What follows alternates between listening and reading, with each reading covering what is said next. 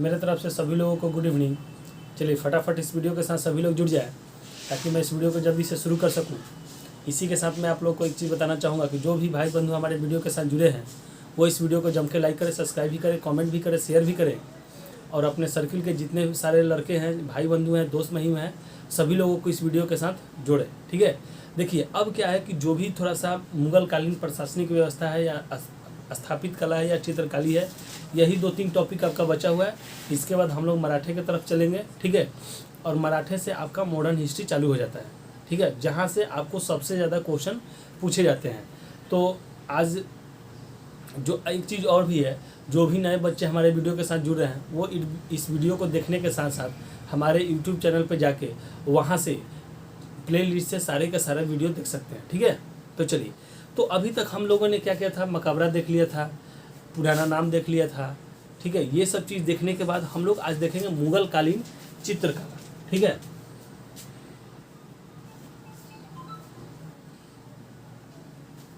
मुगल कालीन चित्रकला। ठीक है, तो ये सब चीज़ मैंने आपको बता दिया है, लेकिन एक जगह आपको जब मुगल कालीन प्रशासनिक व्यवस्था सब अलग अलग टॉपिक टाइप का है तो मैं आपको वहाँ भी बता रहा हूँ। ठीक है, तो देखिए मुगल कालीन जो चित्रकला है वो फारसी, ठीक है, फारसी शैली है। ठीक है, कौन सी है? फारसी शैली। ठीक है, कौन सी शैली में है? जो मुगल कालीन जो चित्रकला है वो स्टार्टिंग में फारसी शैली में, फारसी शैली की अधिकता थी। मतलब कि इसके मुगल कालीन चित्रकला के जो क्षेत्र थे वो फारसी शैली का सबसे ज़्यादा वहाँ पे क्या था कि महत्व था। ठीक है, मतलब कि महत्व कहिए या अधिकता कहिए। ठीक है, सबसे ज़्यादा अधिकता थी। तो ये सवाल आपसे पूछा जाता है जब आप हाई लेवल के एग्जाम में बैठ के एग्जाम देंगे तो वहाँ से पूछा जाता है कि मुगल कालीन चित्रकला प्रारंभ में किस शैली पे आधारित थी? तो फारसी शैली पे आधारित थी। ठीक है, अब जो मुगल कालीन जो चित्रकला है वह आपको शुरू कहाँ से हो गया था? तो बाबर से। ठीक है, तो इसकी शुरुआत जो थी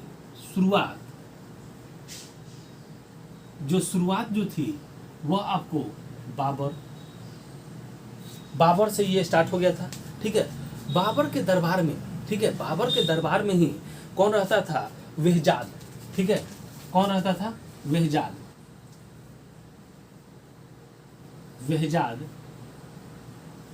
नामक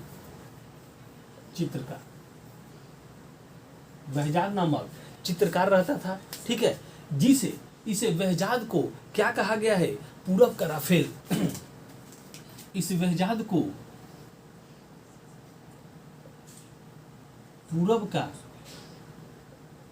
राफेल, ठीक है, कहा गया। ठीक है, अब यह पूरब का राफेल इसलिए इसको कहा गया क्योंकि यह जो राफेल था वह एक यूरोप का चित्रकार था। ठीक है, और वह बेहतरीन ही चित्रकार था। इसीलिए तो आपसे अगर पूछे यहाँ से कि मुगल कालीन चित्रकला किस शैली पे थी तो फारसी पे थी। इसकी शुरुआत कहाँ से हुई थी? तो बाबर के शासनकाल से हुई थी। बाबर के दरबार में सबसे प्रसिद्ध जो चित्रकार था वह कौन था? वेहजाद था। और वेहजाद को किस नाम से जाना जाता था? तो पूरब के राफेल के नाम से आपको जाना जाता था। ठीक है, अब ये जो राफेल है इसको क्यों, मतलब कि यह क्या था? तो यह यूरोपियन चित्रकार था। यह राफेल जो था एक यूरोपियन चित्रकार था जिसने, ठीक है, पुण्य जागरण में महत्वपूर्ण भूमिका निभाई थी। इसीलिए वेहजाद को पूरब का राफेल कहा गया है। ठीक है, हुमायूं के दरबार में, ये तो बाबर के लिए हो गया। अब अगला हम लोग देखते हैं। ठीक है, तो अगला टॉपिक में हम लोग देखेंगे कि हुमायूं के दरबार में मीर सैयद अली, ठीक है, हुमायूं के दरबार में, ठीक है, हुमायूं के दरबार में पहला मीर सैयद, ठीक है, मीर सैयद अली और एक और रहते थे जिसका नाम था अब्दुल सनाद।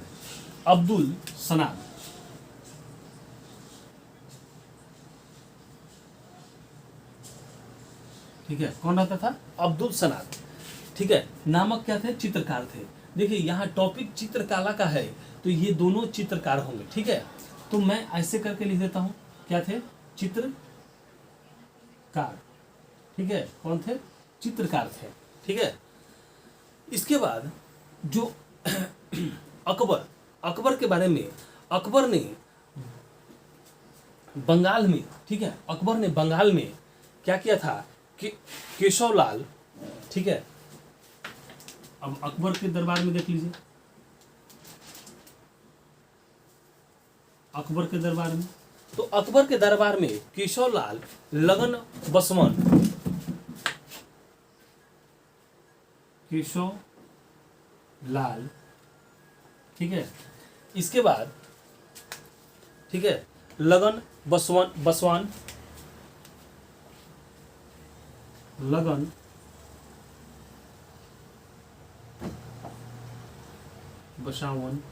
लगन बसावन, ठीक है, तथा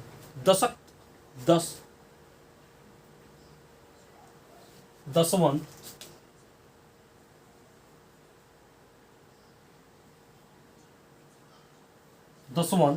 ठीक है, नाम के क्या कहते चित्रकार रहते थे। ठीक है, तो ये आराम से समझते चले। कभी कभी ये सवाल पूछा जाता है कि कौन सी चित्रकार किसके मतलब कि शासन काल में रहे हैं या दरबार में रहते थे, तो यहाँ से आप देख सकते हैं। ठीक है, क्या कहा, अब देखिए, अब अकबर की चित्रकारों में सबसे प्रमुख जो था दसवंत था। ठीक है, सबसे प्रमुख चित्रकार कौन था, तो ये था। ठीक है, सबसे प्रमुख, यहाँ से ब्रैकेट में लिख ले, सबसे प्रमुख चित्रकार। ठीक है, सबसे प्रमुख चित्रकार कौन था, तो दसवंत था। ठीक है, कौन था, दसवंत था। अब इस दसवंत का सबसे प्रमुख चित्र जो था वह खानदान ए तैतूरिया था। इसका सबसे प्रमुख चित्रकार चित्र जो था वह क्या था आपको, तो खानदान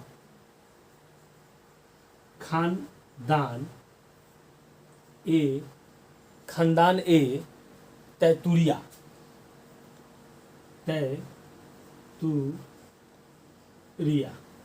खानदान ए तैतूरिया इसका प्रमुख चित्र था दसवंत का। तो ये सवाल आपसे तो लो कैटेगरी में नहीं पूछता है, लेकिन जब आप हायर लेवल एग्जाम देंगे तो वहां से ये सवाल पूछा जाता है। ठीक है, कि दसवंत जो सबसे प्रमुख चित्रकार अकबर के दरबार में रहता था, उसका प्रमुख चित्र कौन सा था, तो खानदान ए तैतूरिया। ठीक है, चलिए आगे हम लोग बढ़ते हैं। अब जहांगीर के बारे में हम लोग थोड़ा सा देख लेते हैं। ठीक है, तो चित्रकार के मामले में तो जहांगीर के बारे में आप लोग को पता ही होगा। ठीक है, देखिए, तो जहांगीर के काल में चित्रकार को स्वर्ण काल कहा गया है। ठीक है,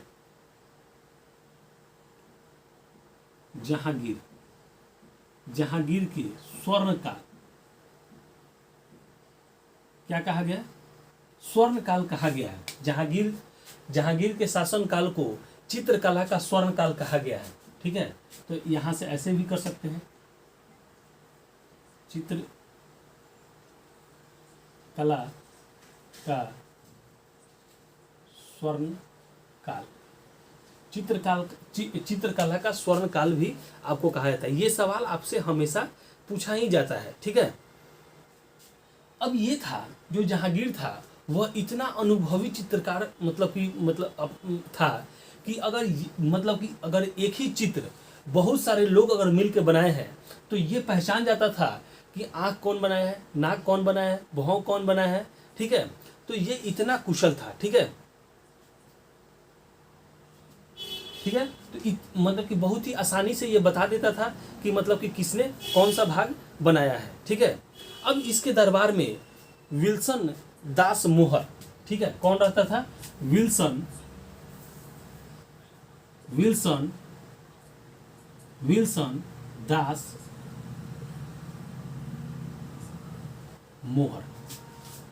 दास मोहर, ठीक है, तथा मैंसर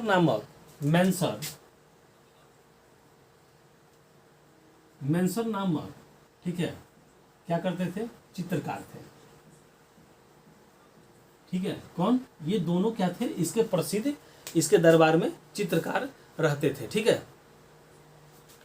अब यही जहांगीर के शासन काल में ही देखिए एक थोड़ा सा बहुत ही टॉपिक, मतलब कि इम्पॉर्टेंट चीज़ है, आपको यहाँ जानकारी होना चाहिए कि मैंने क्या बताया कि मुगल कालीन चित्रकारी जो थी फारसी शैली पे सबसे ज़्यादा आधारित थी, लेकिन जहांगीर के शासन काल के समय फारसी जो था, फारसी शैली के स्थान पर, ठीक है, तो यहाँ से आप नोट में लिख लेंगे, नोट में, ठीक है, कि इसके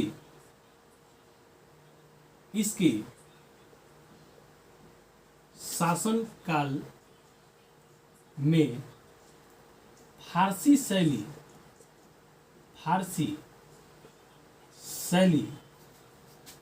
के स्थान पर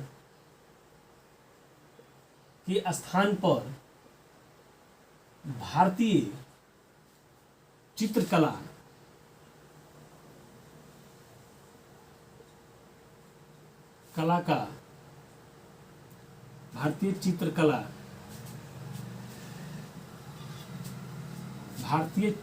भारतीय शैली, ऐसे कर ले, भारतीय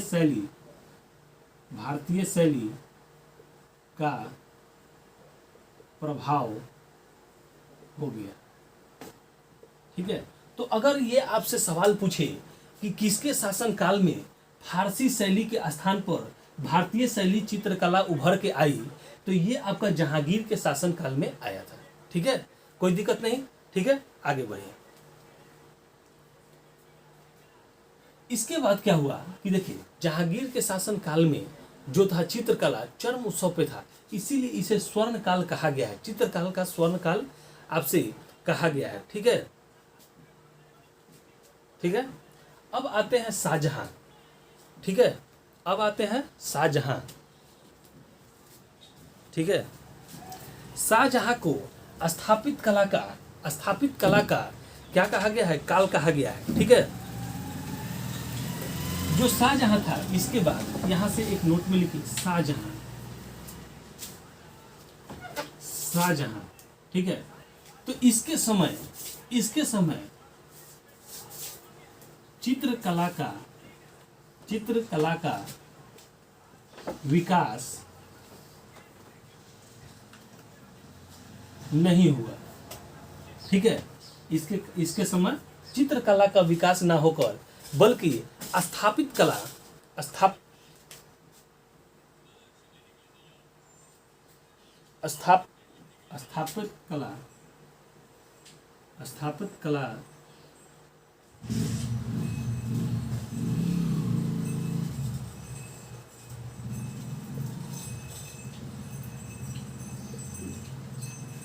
विकास। तो यहां से आप दो चीज याद रखेंगे कि जहांगीर जो था उसको चित्रकला का स्वर्ण काल कहा गया है, तो शाहजहां को स्थापित कला का विकास किया था, ठीक है। इसके में जो चित्रकला का जो था विकास नहीं हो पाया था, ठीक है। इसके बाद आता है कौन, औरंगजेब। कौन आता है, औरंगजेब,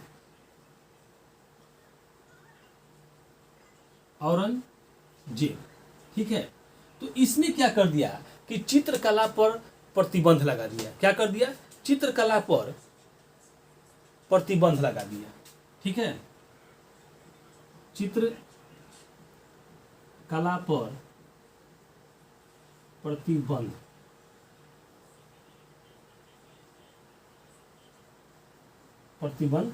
लगा दिया, ठीक है, प्रतिबंध लगा दिया। साथ ही देखिए ऐसा कहा जाता है कि यह चित्रकला से बहुत ही, मतलब कि इसने चित्रकला पर एकदम परिपूर्ण रूप से प्रतिबंध लगा दिया, और इसने बोला कि यह चित्रकला जो है इस्लाम धर्म के विरुद्ध है, ठीक है, इस्लाम के धर्म के विरुद्ध है। इसीलिए इसने क्या किया कि अकबर के मकबरे में जो चित्रकला लगी थी उसको इसने क्या कर दिया, परिपूर्ण रूप से नष्ट कर दिया, ठीक है। क्या कर दिया, परिपूर्ण रूप से नष्ट कर दिया, ठीक है। तो अब हम लोग अगला टॉपिक देखते हैं, मुगल कालीन स्थापित कला, ठीक है। ये चित्रकला हम लोग देख लिए, स्थापित कला देखते हैं। तो स्थापित कला में सबसे ज्यादा, अब स्थापित कला किसको कहते हैं ये जानना सबसे ज्यादा आपको जरूरी है, ठीक है। तो स्थापित कला आप लिख लेंगे, ठीक है।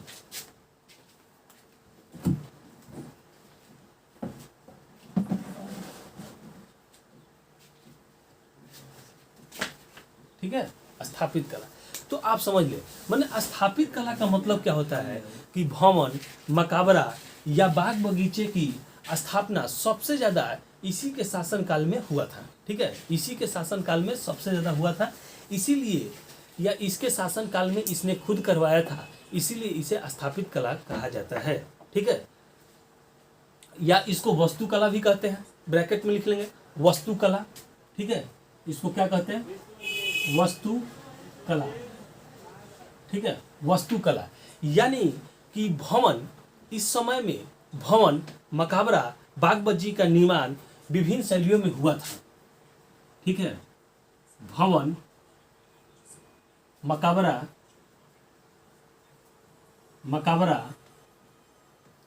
बाग बगीचे, बाग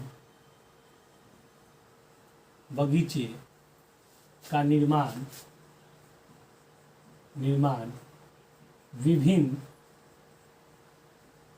विभिन्न शैलियों में क्या हुआ था। ठीक है, विभिन्न शैलियों में हुआ था। समझ गया क्या? इसी को हम लोग क्या कहते हैं, वस्तुकला या स्थापित कला कहते हैं। ठीक है, मुगल वस्तुकला का प्रारंभ, मतलब कि अगर ये स्थापित कला या वस्तुकला का प्रारंभ किसके समय से हुआ था, तो बाबर के समय से ही हो गया था। क्योंकि अब देखिए यहाँ से आराम से समझते चलेगा, शुरुआत मतलब कि इसकी शुरुआत कहाँ से हुई थी, तो बाबर के समय से ही हो गया था। ठीक है, बाबर के समय से ही हो गया था। बाबर को चार बाग शैली का जनक कहा जाता है।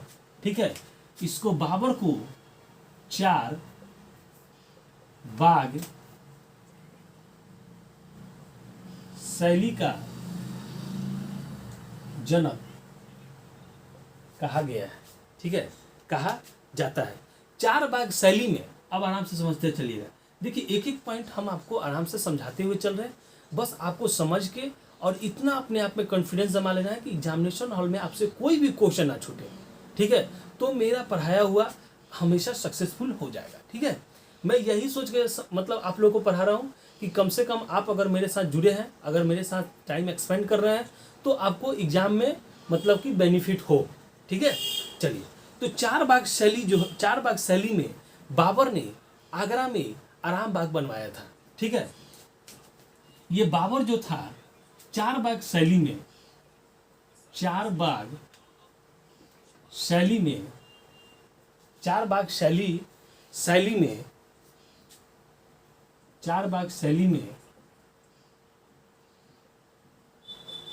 बाबर ने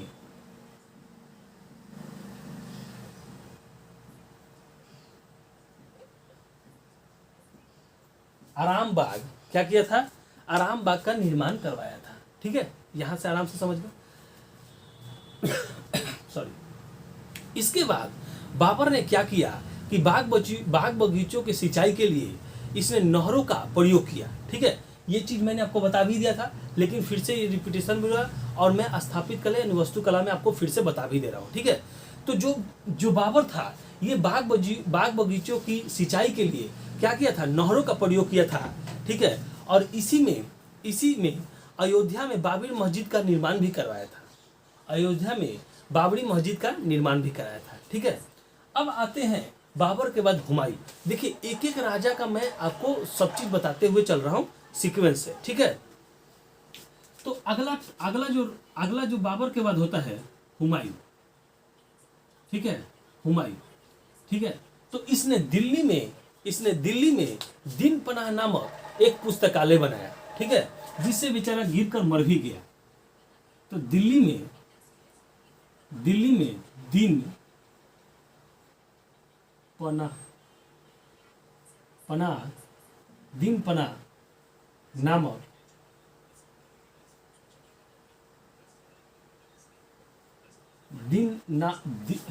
पनाह नामक पुस्तकालय क्या किया, बनवाया था। ठीक है, जबकि इसकी एक बहन थी हमीदा बानो बेगम। ठीक है, इसने हुमायूं की मकबरा कहाँ बनवाया था? तो दिल्ली में बनवाया था, जिसे लाल ताजमहल के नाम से भी जाना जाता है। तो यहीं पे आप नोट लिख ले, ठीक है, कि इसकी बहन, ठीक है, इसकी बहन हमीदा बानो बेगम ने हुमायूं का मकबरा दिल्ली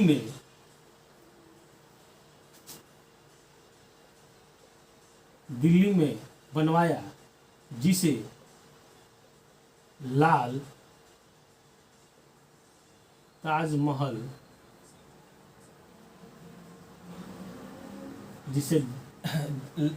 ताजमहल कहा जाता है। ठीक है, इसके बाद हुमायूं के बाद कौन आता है? तो अकबर ने फतेहपुर सीकरी में बुलंद दरवाजा, ठीक है, अकबर ने फतेहपुर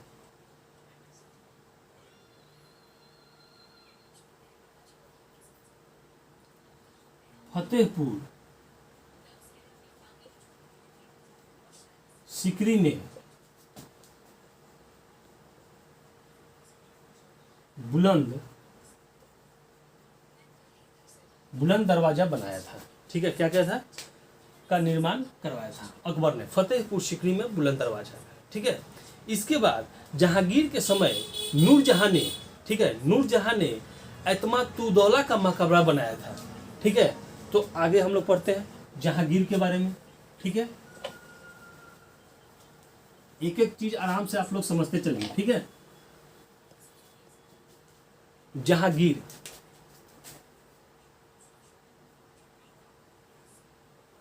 अब कौन सा? जहांगीर।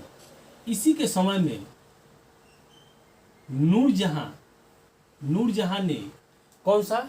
नूरजहां ने, ठीक है, नूरजहां ने एतमादुद्दौला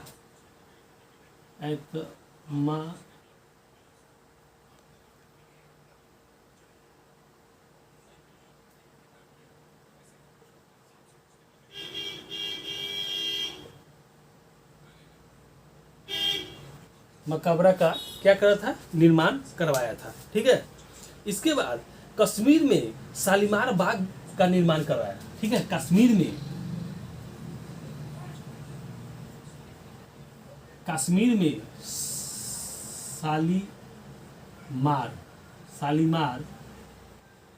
शालीमार बाग का निर्माण, ठीक है, शालीमार बाग का निर्माण करवाया था। ठीक है, अब देखिए जहांगीर के समय में ही, नोट में आप एक चीज लिख लेंगे कि जहांगीर के समय में ही वास्तुकला, मतलब कि जो स्थापित कला था उस पर विराम लग गया था। ठीक है, तो यहां से आप नोट में लिख ले, नोट में इसी के समय स्थापत्य कला पर विराम लग गया था। ठीक है, क्या हो गया था? विराम लग गया था। ठीक है,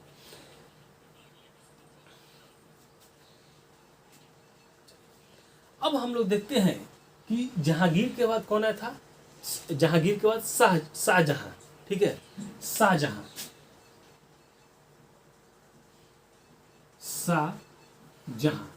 ठीक है, तो शाहजहां के बारे में हम लोग देखते हैं। ठीक है, तो शाहजहां जो था स्थापित कला में ज्यादा रुचि, मतलब कि अधिक रुचि नहीं लिया था। ठीक है, क्या क्या था? अधिक रुचि नहीं लिया था।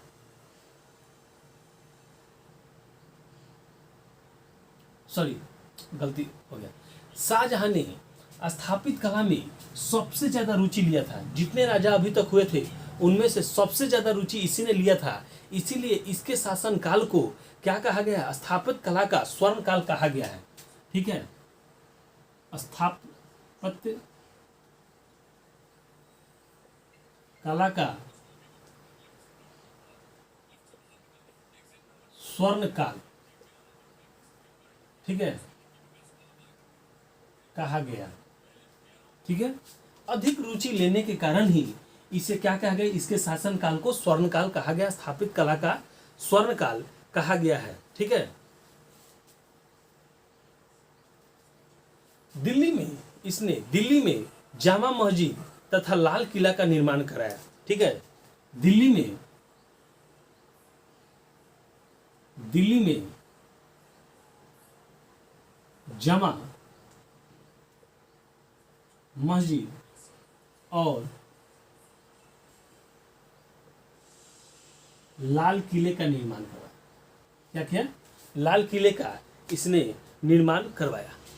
आगरा में ताजमहल, ठीक है, आगरा में ताजमहल का निर्माण कराया और लाहौर में शीश महल का निर्माण कराया। ठीक है, आगरा में ताजमहल, ठीक है, लाहौर में शीश महल का इसने निर्माण कराया। ठीक है, ताजमहल भारत का सबसे बड़ा मकबरा है। अगर भारत का सबसे बड़ा मकबरा आपसे पूछे तो क्या है, ताजमहल है। ठीक है, अब देखिए एक नोट में आप यहां से लिख ली, जैसे मैंने यहां लिखवाया कि दिल्ली के जामा मस्जिद। ठीक है, तो यहां से होता क्या है कि आगरा के किले के अंदर स्थित मोती मस्जिद का निर्माण, ठीक है, मोती मस्जिद का निर्माण शाहजहां ने ही करवाया था। ठीक है, तो ऐसा आप लिख लेंगे कि आगरा, ठीक है, क्या है, आगरा के किले के अंदर, आगरा के किले के अंदर स्थित मोती मस्जिद, कौन सा, मोती मस्जिद का निर्माण, मोती मस्जिद का निर्माण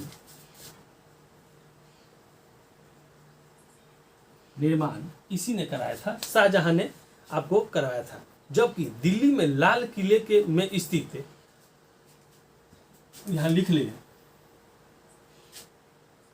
नोट में, ठीक है, कि दिल्ली में, ठीक है, क्या, दिल्ली में लाल किले में स्थित, लाल किले में स्थित मोती मस्जिद का निर्माण, मोती मस्जिद का निर्माण औरंगजेब,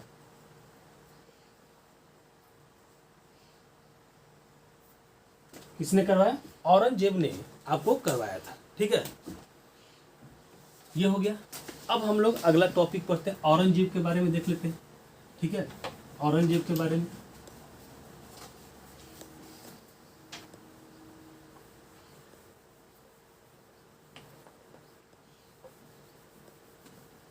देखिए, औरंगजेब जो है, औरंगजेब के समय में औरंगाबाद में बीबी का मकबरा बनवाया। औरंगजेब ने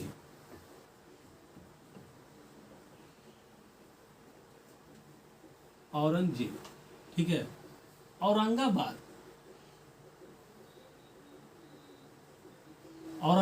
में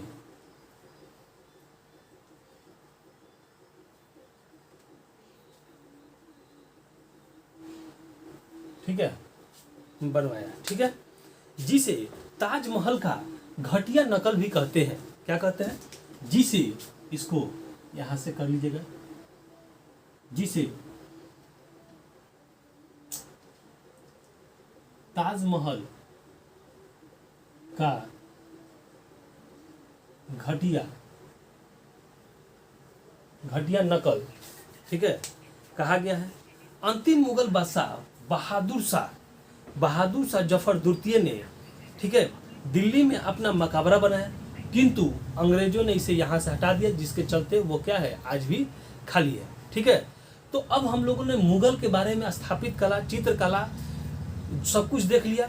ठीक है, थोड़ा बहुत अगर इस टॉपिक में बचा हुआ है तो मुगल कालीन प्रशासनिक व्यवस्था बचा हुआ है। ठीक है, तो इसको देखने के साथ साथ हम लोग अगले वीडियो में क्या करेंगे कि आपको मराठे लेके चलेंगे। ठीक है, तो हमारे इस वीडियो के साथ ये वीडियो आपको कैसा लगा ये आप कमेंट बॉक्स में लिख के बताएं कि आपको ये वीडियो कैसा लगा। ठीक है, और एक चीज़ और कि हमारे साथ जो भी भाई बंधु जुड़े हैं उनको हमारे तरफ से बहुत बहुत धन्यवाद, और साथ में वो कोशिश करें कि थोड़े और भी भाई बंधु इसके साथ जुड़े ताकि हमें भी पढ़ाने में अच्छा लगे। ठीक है, चलिए।